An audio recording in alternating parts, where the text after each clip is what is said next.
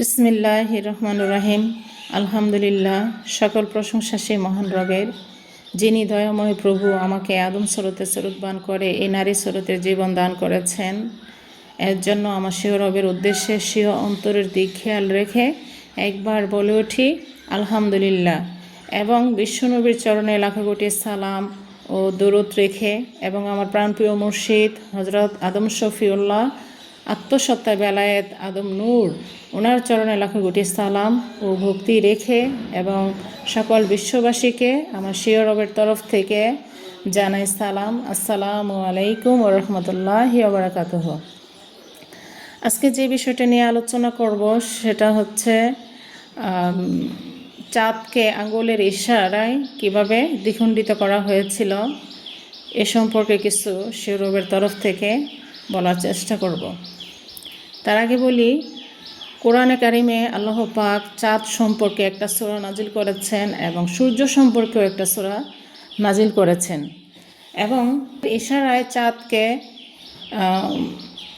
কিভাবে দ্বিখণ্ডিত করেছিলেন সে মুহাম্মদ সাল্লাল্লাহু আলাইহি সাল্লাম, এই বিষয়ে অনেক হাদিস আছে, কোরআনেও আছে কিভাবে চাঁদকে দ্বিখণ্ডিত করা হয়। তো ওই কুরাইশ বংশ থেকে কিছু লোক মুহাম্মদ সাল্লাল্লাহু আলাইহি সাল্লামকে বলেছিলেন যে, হে মুহাম্মদ, তুমি যদি আঙ্গুলের ইশারায় চাঁদকে দ্বিখণ্ডিত করতে পারো তাহলে তোমাকে আমরা নবী বলে মেনে নেব, আর যদি তুমি আঙ্গুলের ইশারায় ওই চাঁদকে দ্বিখণ্ডিত করতে না পারো তাহলে তোমাকে আমরা নবী বলে মানব না। তখন মুহাম্মদ সাল্লাল্লাহু আলাইহি সাল্লাম উনি ওনার নিজ সে চাঁদকে দ্বিখণ্ডিত করে দেখালো। তখন তারা সে কাফেররা বলল যে মুহাম্মদ জাদু করেছে, জাদুর মাধ্যমে এই চাঁদকে দ্বিখণ্ডিত করে দেখালো, আমরা বিশ্বাস করি না। সে যে আঙ্গুল দ্বারা চাঁদকে দ্বিখণ্ডিত করতে পারে এটা আমরা বিশ্বাস করি না, সে নিশ্চয়ই সে জাদু করছে। আচ্ছা, তারপর আবার বলতেছে আচ্ছা ঠিক আছে, এখান থেকে তো আমরা দেখলাম, এখন বিদেশের মাটি থেকে কেউ এই চাঁদকে দ্বিখণ্ডিত করা দেখেছে কিনা, তাদের থেকে আমরা খবর নিব। তখন বিদেশের লোকদের থেকে তারা খবর নেয়। ভারতবর্ষেরই একজন লোক, কোনে আমার সঠিক স্মরণে নাই, তো ভারতবর্ষেরই একজন লোককে এবং বিভিন্ন দেশের কত লোক আছে তাদেরকে যখন জিজ্ঞেস করা হলো যে আপনি কি আকাশের যে চাঁদ ওই চাঁদকে দ্বিখণ্ডিত করা দেখেছেন, তখন তারা বলল হ্যাঁ দেখেছি। তখন সে কাফেররা ইহুদিরা কি করলো, তারা বলল যে এই মুহাম্মদ শুধু আমাদেরকে না সকল বিশ্ববাসীকে এ জাদু করে দেখালো, সকল বিশ্ববাসীকে সে জাদু করেছে, তো সে একটা জাদুকর। তখন আল্লাহ পাক এই কথা শুনে, তাদের মুখের কথাগুলো শুনে তখন একটা সূরা নাজিল করেন যে আজ থেকে মানে কাউকে এই অলৌকিক কিছু বলা নিষেধ, মোজাজা দেখানো নিষেধ, কেননা এই সত্যগুলো দেখাইলে মানুষ জাদু বলে, কুফরি বলে, তার জন্য। আর যদি কেউ জাদু করে এরকম দেখানো হয়, মানে এই মোজাজা কারিশমা এগুলো দেখায়, তাহলে তারা জাদু করার সাথে তুল্য করা হবে তাদের ওই কাজগুলোকে। তখন এই জন্য এগুলা দেখানো ঠিক না। তারপরও যদি কথার সম্মুখীন হতে হয়, না দেখিয়ে পারা যায় না। মুহাম্মদ সাল্লাল্লাহু আলাইহি সাল্লাম সে আঙ্গুলের ইশারায় চাঁদকে দ্বিখণ্ডিত করে দেখানোর পরও যারা তাকে অস্বীকার করলো তারা কাফিরে পরিণত হলো। তাহলে আজকে আমি যখন এই চন্দ্র সত্যের উপর দাবি নিয়ে দণ্ডায়মান হলাম, সে মুকাররমা সত্যের উপর, তখন আমাকে অনেকেই প্রশ্ন করে যে তুমি যদি সে চন্দ্র সত্যদার হয়ে থাকো, মুহাম্মদ সাল্লাল্লাহু আলাইহি সাল্লাম যে আঙ্গুলের ইশারায় চাঁদকে দ্বিখণ্ডিত করেছিল, সে চাঁদকে কিভাবে দ্বিখণ্ডিত করা হয় ওইটার বর্ণনা আমি দেওয়ার জন্য, কারণ আমি সেই চন্দ্র সত্যদার। তো অতীতে মুহাম্মদ সাল্লাল্লাহু আলাইহি সাল্লাম যখন চন্দ্রের বিষয়ে বর্ণনা করলো, বা মুহাম্মদ সাল্লাল্লাহু আলাইহি সাল্লাম যখন সেই চন্দ্র সম্পর্কে তার ক্ষমতা দেখালো, তারপরও তারা অস্বীকার করেছে। তো যাই হোক, আমি আমার যদি সে চন্দ্র সম্পর্কে কিছু বলি, তারা কি সেটা গ্রহণ করবে? আমার মনে হয় না। কারণ সত্য অতীতেও দেখানো হয়েছে, সত্যকে যারা অমান্যকারী তারা সত্যকে গ্রহণ করতে চায় না। তারপরও আমি আমার সৌরভের তরফ থেকে বলি, প্রথমে আমি বলি, আমার যে ধর্মকর্ম সমস্ত কিছু আমার এই মানব ভিত্তিক, মানব দেহের ভিতরে সে ধর্ম যত কিছুই আছে। আর এই বিশ্ব ব্রহ্মাণ্ডের মধ্যে যাহা কিছু আছে, এই মানব ভাণ্ডের ভিতরে সব কিছু আছে। আর এই মানব ভাণ্ডের ভিতরে ধর্মকর্ম, আমার বাহিরে কোনো ধর্ম না, আমার ধর্ম আমার ভিতরেই। তাহলে আমি কোন ধর্মের সত্য নিয়ে এখানে আমি দণ্ডায়মান হয়েছি সেটা দেখতে হবে। আমি সে চন্দ্র সত্যের উপর দণ্ডায়মান হয়ে দাবি নিয়ে এই পৃথিবীর বুকে দণ্ডায়মান হলাম। তাহলে আমার এই দাবি নিয়ে নেওয়ার কারণে সে চন্দ্র সত্যের চন্দ্রকে কিভাবে দ্বিখণ্ডিত করা হলো তার প্রশ্ন আমাকে ছুড়ে দেওয়া হলো কোনো এক হেদায়েতি ভাইয়ের কাছ থেকে। তো এক বিষয়টা হাস্যকর হয়ে উঠল যে অতীতও এই গল্পটা ছিল, এখন বর্তমানও এই গল্পটা আবার ফিরে আসলো। যাই হোক, আমি আমার সৌরভের তরফ থেকে বলি, দেখেন, এই দেহভিত্তিক যদি ধর্ম হয়, তাহলে আমার দেহের ভিতরে এই চন্দ্রটা কোন জায়গায়? চন্দ্র বলতে কি? আমি যে নারী আকৃতি, আমার যে অস্তিত্বের একটা আকৃতি, ওটা হচ্ছে কি নারী। আর নারী হচ্ছে সে মূল চন্দ্রের আকৃতি। এই যে যে রেসালাত, এই যে 4টা রেসালাত, তাকে যে গর্ব করে থাকে, যে আধারের মূল চন্দ্র, যে চন্দ্রের আলো দ্বারা রাতের সকল কিছু আলোকিত হয়ে থাকে এবং মহরত করা হয়। আর ওই চন্দ্র যে মূল চন্দ্র, আর ওই মূল চন্দ্রের দাবিদার আমি, বা আমার এই সুরতটাই হচ্ছে সে মূল চন্দ্রের সুরত। এখন ওই চন্দ্র, ওইটা হচ্ছে নারীর সুরত। আবার এই দেহটা যেটা, এই দেহটাও এই নারীর অস্তিত্ব। কারণ এখানে এই যে মূল চন্দ্রের মহরতে যত কিছু আছে, নৌবাতি সত্য, সকল কিছু এই মূল নারীর গর্ভে আছে। কিভাবে আছে? সৃষ্টির সত্যরূপে সকলে এই নারীর গর্ভে থাকে। তাহলে সকলকে আবৃত করে রাখছে এই নারী, মূল যে নারী হয়ে আছে বর্তমান। এখন আমার দেহ দিয়ে যদি দেখা, আমি নারী আকৃতির স্রোত নিয়ে আসছি এবং আমার এই স্রোতের সালাতের অস্তিত্বের ভিতরে সকল নবুয়াতি সত্য, আধারের যত সত্য আমার এই ভাণ্ডের ভিতরে আবদ্ধ করা আছে। এখন এই সব মিলে এখন হচ্ছে কি, অস্তিত্বটাই হচ্ছে সে চন্দ্র সত্য, সমস্ত কিছুই চন্দ্রের পূর্ণ অস্তিত্ব। এবং আমার এই দেহে ভাণ্ডের ভিতরে যে একটা জীবন, সেটা হচ্ছে চন্দ্র সত্যের মূল জীবন, যার নূরের ঝলকে সকল কিছু আধারের মধ্যে আলোকিত হয়ে থাকে। তো যাই হোক, ওদিকে আর বেশি বলবো না, মূলে আসি যে আমার দেহ ভাণ্ডটা যদি সে চন্দ্র হয়ে থাকে, তাহলে এই চন্দ্রের ভিতরে দ্বিখণ্ডিত হলো কিভাবে, সেটা তো দেখতে হবে। আমি যদি একটা রূপ দিয়ে দেখাই, এই দ্বিখণ্ডিত ভাগটা কয়েকটা ভাগেই দেখানো যায়। আমি আমার রবের তরফ থেকে 2টা দিক দিয়ে দেখাই দিব। যেমন আমার যে দেহভাণ্ডটা মাথার তালু থেকে পায়ের পাতা পর্যন্ত যদি দেখেন, এটা দ্বিভাগভাবে খণ্ডিত হয়ে আছে। এক ভাগ হচ্ছে ডান ভাগ, আরেক ভাগ বাম ভাগ। ডান দিকে যদি আপনি দেখেন, ডান দিকে একটা মাথার থেকে যদি দেখেন, মজকের দিক দিয়ে দেখলেও আলাদাভাবে মজক খণ্ডিত আছে। এক সাইড মজক, আরেক বাম সাইডে মজক আছে, ডান সাইডেও মজক খণ্ডিত। আবার ভুরুর দিক দিয়ে কপালও যদি দেখেন, ভ্রুও দুই দিকে একটা একটা করে, চোখের দিক দিয়ে দেখলেও দুই দিকে একটা একটা করে, কানও একটা একটা করে। মানে ডান সাইডে যদি আপনি দেখেন একটা, বাম সাইডেও একটা। শুধু তা না, আমি আরও যুক্তি দিয়ে দেখাই। এই যে নাকের দিক দিয়ে যদি দেখেন, নাকের ছিদ্র একটা একটা করে।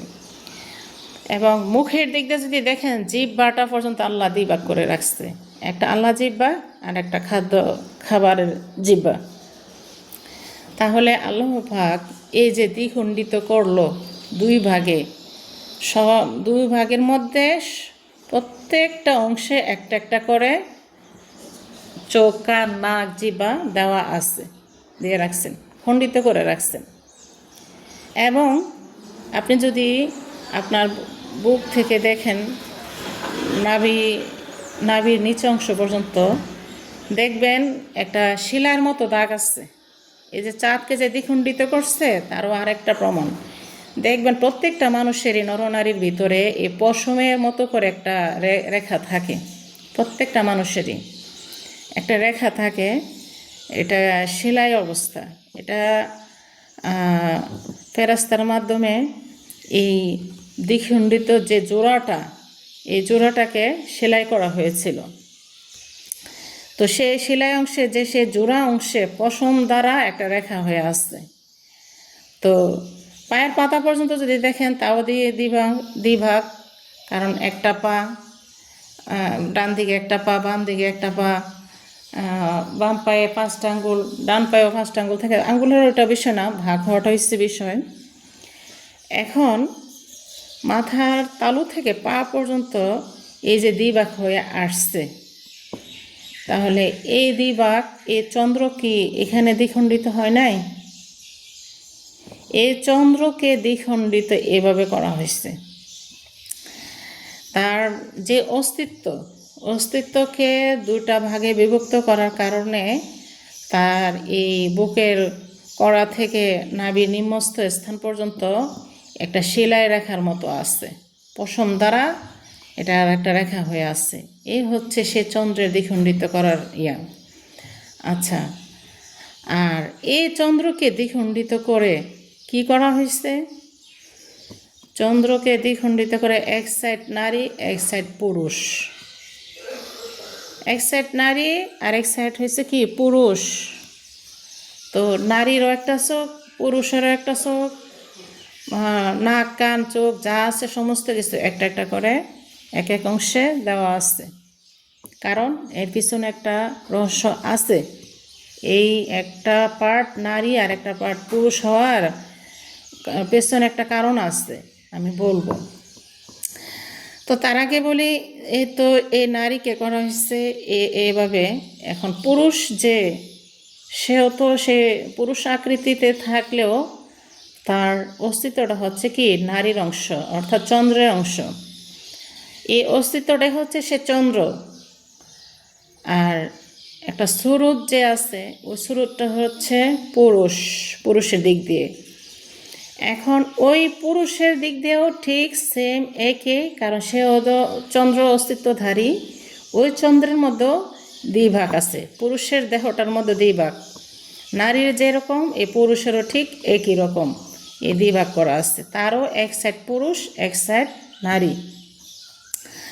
তো এই তার মধ্যেও এই নারী পুরুষ, যে পুরুষ আকৃতির মধ্যে দুই ভাগ করা হয়েছে। এখন এই চন্দ্রের দুই ভাগ, তার মধ্যে একটা রহস্য আছে। এই যে দুই ভাগ হওয়ার কারণে, এটা তো শুধু নারীর দিকেই হইতে পারতো, পুরুষের দিকে হইল কেন? পুরুষকে সে চন্দ্রের অস্তিত্ব দেওয়া হলো কেন?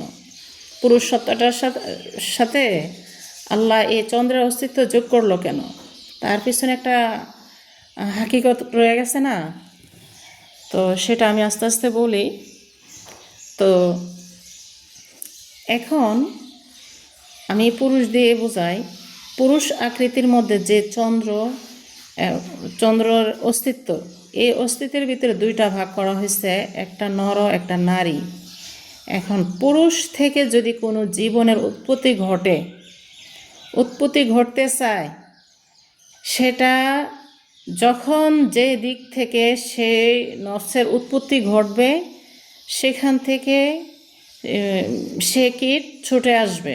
এখন নারীর সাইড থেকে যদি নারী নফস উৎপাদন হয়, সে নারী কীট সে মাতৃগর্ভে প্রবেশ করবে। এবং পুরুষ অংশ থেকে যদি সে পুরুষ কীট উৎপন্ন হয়, তাহলে ওই পুরুষ কীট এই মাতৃভাণ্ডে যাওয়ার পর সে ওখান থেকে চন্দ্রের যে অস্তিত্ব যুগ লাগিয়ে সে পূর্ণ মানব হয়ে আসবে।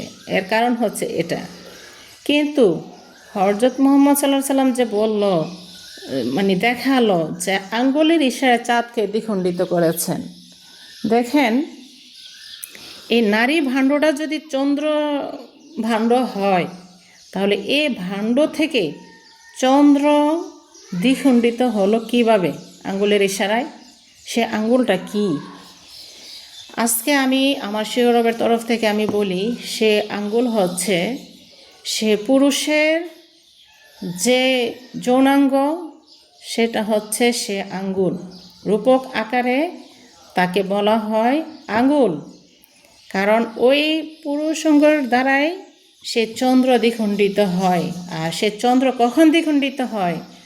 যখন সে একটা নারীর গর্ভে প্রবেশ করে, তখন সেখানে ওই নারীর চন্দ্রটা সেখানে যায় দ্বিখণ্ডিত হয়, মানে তার থেকে পুরুষ থেকে ছুটে গিয়ে নারী গর্ভে সে স্থাপন করে। আর ওটাকে বোঝানো হয়েছে দ্বিখণ্ডিত করা, অর্থাৎ পুরুষ থেকে একটা কীট আলাদা করা হয়। যখন আলাদা হয়ে একটা জায়গায় যায়, তখন সেটা কি, সে কি আর একক সত্তা থাকে? সে হয়ে যায় একটা দ্বিখণ্ডিত। তাহলে এই দ্বিখণ্ডিতটা এই পুরুষের যৌনাঙ্গ দ্বারাই হয়। দুনিয়ার যে আঙ্গুল, সে আঙ্গুল দিয়ে কখনো চন্দ্র দ্বিখণ্ডিত করা যায় না। যদি যায়, তাহলে দেখাক, এই পৃথিবীর মানুষ দেখাক যে দ্বিখণ্ডিত করা যায় কি না। আর ওই যে এটা যদি করা যেত, তাহলে আমাদের যে মুর্শিদ হযরত আদম শফিউল্লাহ আত্মসত্ত্বে বেলায়েত আদম নূর, উনি তো কখনো বলে নাই যে আঙ্গুলের ইশারায়, মানুষের হাতের আঙ্গুলের ইশারায় সে চাঁদকে দ্বিখণ্ডিত করা যায়।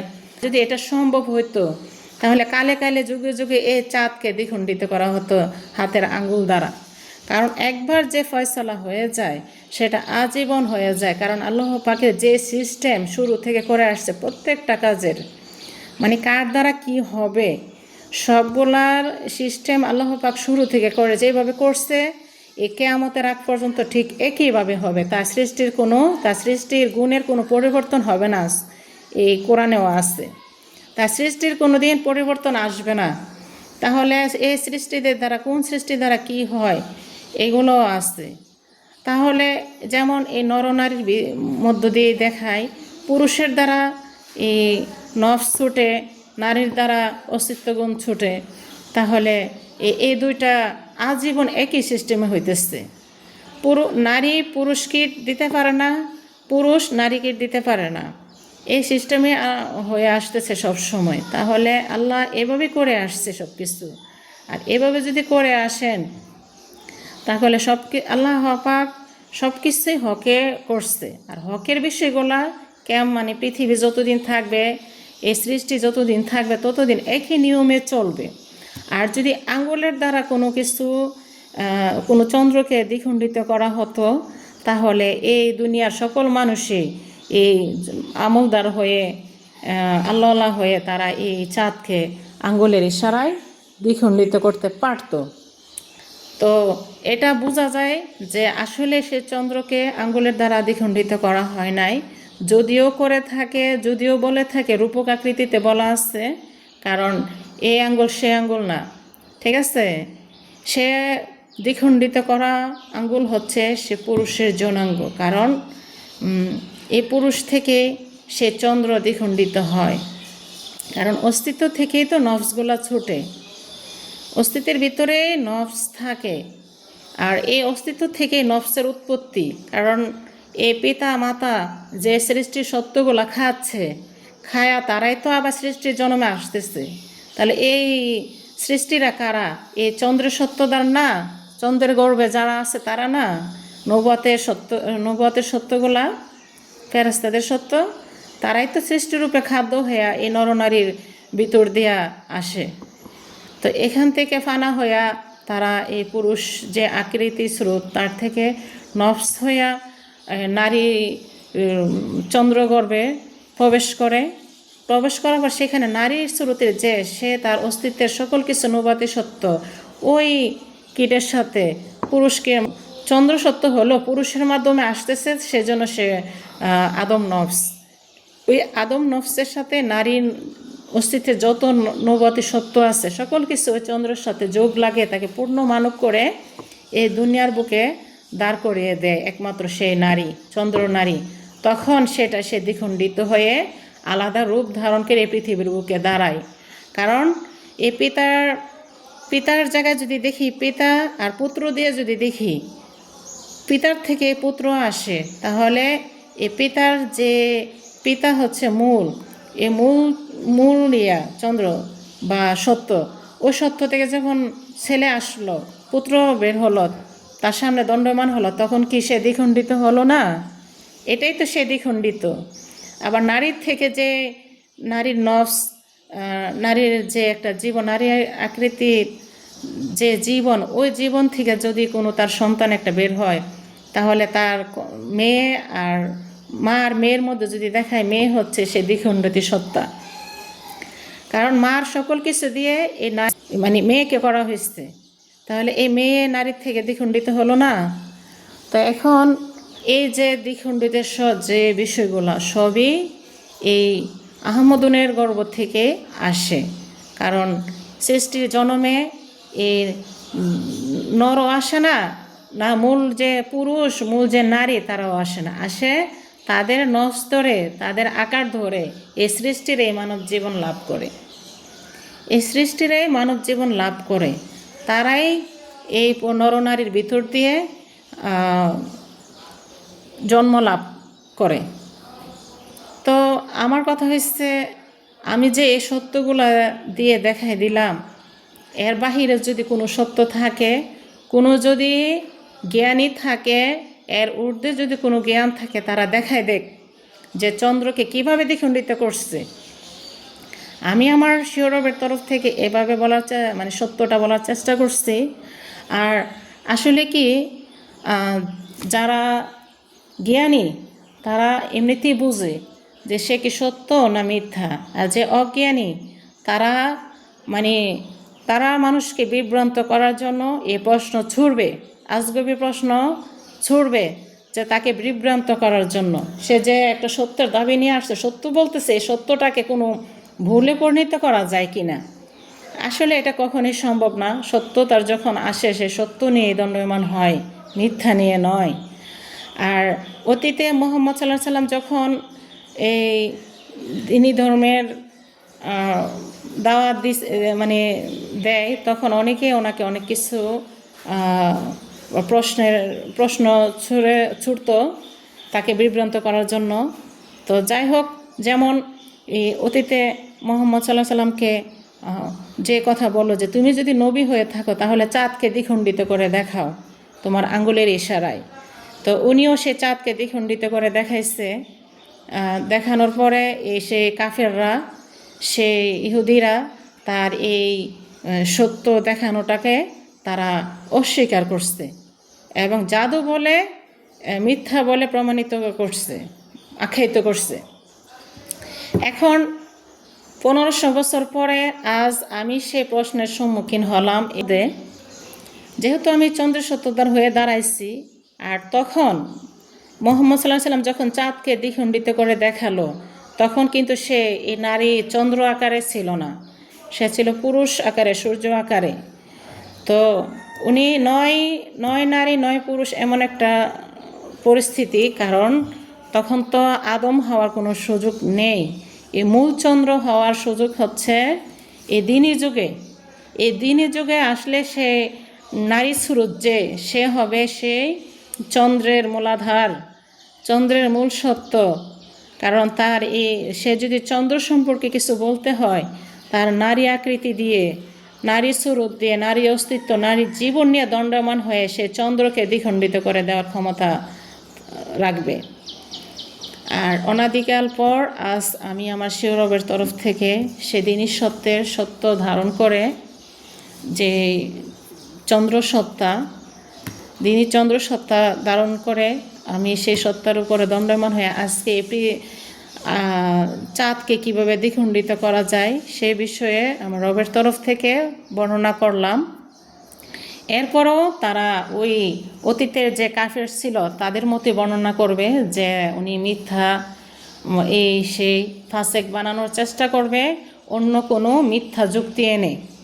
কারণ আল্লাহ পাক সকল কিছু হকে সৃজন করছে, আর হকে যদি সৃজন করে থাকে, হকের সিস্টেম হচ্ছে এগুলা। আমি যে বর্ণনাগুলো দিলাম এগুলো হচ্ছে হকের সিস্টেম। আর যদি কুফরির দিক দিয়ে দেখানো হয় তাহলে অন্য কোনো সিস্টেম আসবে, আর অন্য কোনো কুফরি সিস্টেম আল্লাহর হকের সাথে মিলে না। কারণ আল্লাহ যেভাবে প্রথম থেকে যে সিস্টেমে, যে ধাপে, যে বিষয়গুলো উপস্থাপন করছে, একই নিয়মে কিয়ামতের আগ পর্যন্ত একই সিস্টেমে চলবে। কারণ পৃথিবীর মধ্যে যদি আমি দেখি, প্রত্যেকটা সৃষ্টির মধ্যে নরনারী আছে। নারীর থেকে অস্তিত্ব হয়, পুরুষ থেকে জীবন ছুটে। হ্যাঁ, আবার এই নরনারীর অস্তিত্বটাই হচ্ছে নারী। এই নারীর ভিতর থেকে সেই সৃষ্টির উৎপত্তি। তাহলে এ সকল কিছু মানে অতীতে যেভাবে হয়ে আসছে এভাবেও এ বর্তমানে একই সিস্টেমে হচ্ছে। তো আমি ওইভাবে সত্যটা দেখানোর চেষ্টা করলাম রবের তরফ থেকে। এখন যার বুঝে আসবে আসবে, না আসলে নাই, আমার কিছু করার নাই। কারণ আমাকে প্রশ্ন ছুড়ে হয়েছে, আর যার জ্ঞান থাকে না সেই প্রশ্ন ছুড়ে, আর যার জ্ঞান থাকে সে কখনো প্রশ্ন ছুড়ে না। কারণ জ্ঞানীরা কোনোদিন অন্যের কাছ থেকে শিখতে চায় না, নিজেই প্রকাশ করে। তো এই যে প্রশ্ন ছুটছে এতে বোঝা যায় তার কোনো জ্ঞান নাই, সেজন্য আমাকে বিভ্রান্ত করার জন্য প্রশ্ন ছুটছে। আমি কি সত্যি চন্দ্র সত্তা, নারী সত্তা, এটা প্রমাণ করার জন্য। তো আমার সেই চন্দ্র সত্তার তরফ থেকে যে সত্য আসার কথা সে সত্যই বললাম। এর বাহিরে যদি কোনো সত্য থাকে তারা দেখাক, তারা উপস্থাপন করুক, বিশ্বের মানুষ দেখুক কারটা সত্য, কার কথাটা সত্য সেটা দেখুক। আর আমার কথা না বললে নাই হয় যে লোকে আমাকে প্রশ্ন করছে সে তো আদম নূরের তরফের খলিফা দাবি করে। তো তার যে মুর্শিদ সে কি কখনো বলছে আঙ্গুলের ইশারায় চাঁদকে দ্বিখণ্ডিত করা যায়? কেউ কি বলতে পারবে যে বেহকে কোনো জিনিস আল্লাহ পাক সৃষ্টি করছে? এই মুর্শিদ আদম নূর তো বারবার বলে গেছে যে আল্লাহ পাক সকল কিছু হকে সৃজন করছেন এবং সৃষ্টি করছেন। যদি হকেই করে থাকে, হকের আইনে নিয়মে হবে, আর এভাবেই হচ্ছে। তো উনি তো কোনোদিন বলা নাই যে মানুষের হাতের আঙ্গুল দিয়া এই চাঁদকে দ্বিখণ্ডিত করা যায়। তো উনি তো সে আদম নূরের তরফের খলিফা, উনি কি জানে না কিভাবে করা হয়? ওনার কি সে জ্ঞান নাই? ওনার জ্ঞান কোথায় গেল? উনি আবার আমার চন্দ্রনূর থেকে জানতে হয় নাকি কিভাবে চাঁদকে দ্বিখণ্ডিত করতে হয়? ওনার কি সে জ্ঞান বুঝ নাই? তাহলে উনি কি মিথ্যা দাবিদার? ওনার জ্ঞানে বুঝে কি সেই বুঝটা নাই যে কিভাবে দ্বিখণ্ডিত করা যায় চাঁদকে? আর বিশ্বনবী কি ওনার আঙ্গুল দ্বারা সে চন্দ্রকে দ্বিখণ্ডিত করেছিল? উনি কি প্রমাণ দেখাতে পারবে এটার? প্রমাণ কোরআন হাদিস দিয়ে দেখাবে। আসলে কোরআনে আছে দ্বীনি ধর্মের সত্য বিষয়গুলা ছাড়া সব কিছুই রূপক আকৃতি।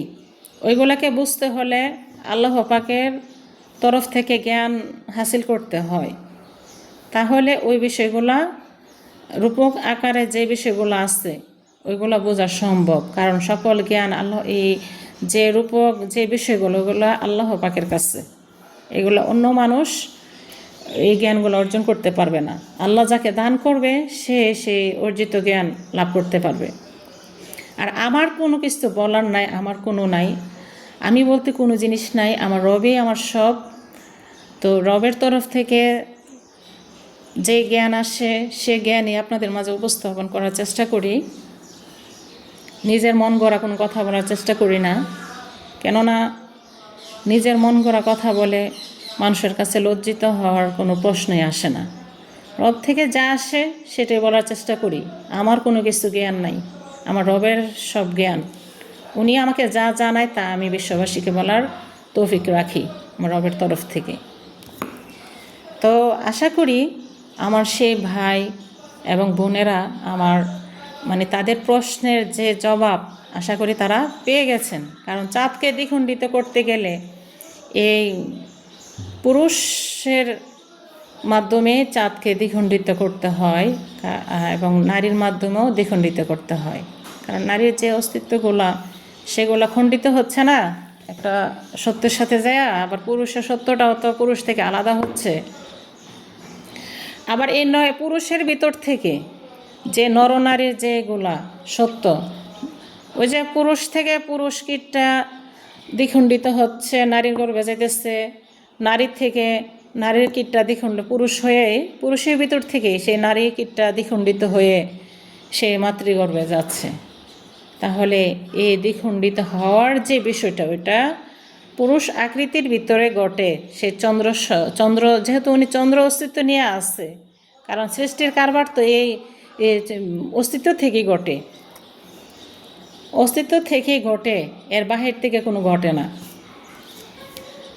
তাহলে এদিক দিয়ে হচ্ছে সে চন্দ্রের দ্বিখণ্ডিত হওয়ার বিষয়। আর সেই ভাগ সে দ্বিখণ্ডিতের প্রমাণ যদি বডি দিয়ে দেখাইতে চায়, বাস্তব এই যে একটা এক সাইড নারী এক সাইড পুরুষ, আপনারা নিজ বাসায় নিজ আয়নার সামনে দাঁড়ায় দেখবেন মাথা থেকে পায়ের তালু পর্যন্ত এই দুই ভাগ। আর বিশেষ করে বুকের কড়া থেকে নাভির নিচ অংশ পর্যন্ত দেখবেন একটা সেলাইয়ের মতো রেখা আছে, যেটা পশম দ্বারা সেলাইকৃত। ফেরেশতারা এই যে জোড়াটা এই সকল কিছু আবৃত সকল অস্তিত্ব গ্রহণ করে এই যে সালাদটাকে পরানো হয়, তাহার একটা সেলাইয়ের অংশ আছে। এই যে বুক থেকে নাভির নিচ অংশ পর্যন্ত এই ফাড়াটা পুরুষের, এক কথা পুরুষের লিঙ্গ পর্যন্ত যদি দেখেন এই অংশটা আছে, সেলাইয়ের অংশটা। তো এই দ্বিখণ্ডিত করার কারণ হচ্ছে এক সাইড পুরুষ এক সাইড নারী। এই নরনারী থেকে নরনারীর উৎপত্তি ঘটে। যে পুরুষ অস্তিত্ব যে সাইডটা, ওই পুরুষ অস্তিত্ব থেকে সে পুরুষের যে জীবনের উৎপত্তি ওইটা ঘটে। আর নারীর যে অস্তিত্ব যে অংশটা, তার থেকে নারীর কীটের উৎপত্তি ঘটে এই পুরুষের দিক দিয়ে। আবার নারীর দিক দিয়ে সেম একই, নারীর যে অস্তিত্ব পুরুষের অস্তিত্বের ভিতরে কি কি লাগানো লাগবে, এই নারীর যে পুরুষ অংশ ওইটার থেকে এই পুরুষ সত্যের সাথে যোগ লাগানো হয়। আবার নারীর সাথে নারী কীটের সাথে নারী অস্তিত্বে যে যাবতীয় কিছু ওই নারীর সাথে যোগ লাগানো হয়। কেননা সব যদি একইভাবে হয় তাহলে এই একটা নারী এ পুরুষ এবং অস্তিত্ব দুইটাই দিতে পারতো, এবং পুরুষ অস্তিত্ব এ জীবন দুটোটাই দিতে পারতো। কিন্তু এটা সিস্টেমটা আল্লাহ পাকের বিজ্ঞান মতো এটা দুইজনকেই দুই ভাগে বিভক্ত করে দুই সিস্টেমে করা হয়েছে। কারণ পুরুষের অস্তিত্ব থেকে সে নফসের উৎপত্তি ঘটবে, নারীর অস্তিত্ব থেকে সে নবুয়াতের যে যোগ লাগানোর যে বিষয়গুলো ওইগুলো তার ওই নফসের সাথে যোগ লাগিয়ে তারা একে অপরের সঙ্গী হয়ে এই পৃথিবীর বুকে দণ্ডায়মান হবে। হচ্ছে এই চন্দ্র দ্বিভাগের বিষয়। আরও কিছু বলা যায়, আসলে অনেক কিছু স্মরণে থাকলেও কথা বলার সময় মনে থাকে না। তো পরবর্তীতে যদি আরও ভালোভাবে বুঝাই দেওয়ার প্রয়োজন হয়, ইনশাল্লাহ রবের তরফ থেকে সূক্ষ্মভাবে বলার চেষ্টা করব। এই হচ্ছে আজকে আমার এই আলোচনা। তো আজকে এখানেই রাখি। আসসালামু আলাইকুম ওয়া রাহমাতুল্লাহি ওয়া বারাকাতুহু।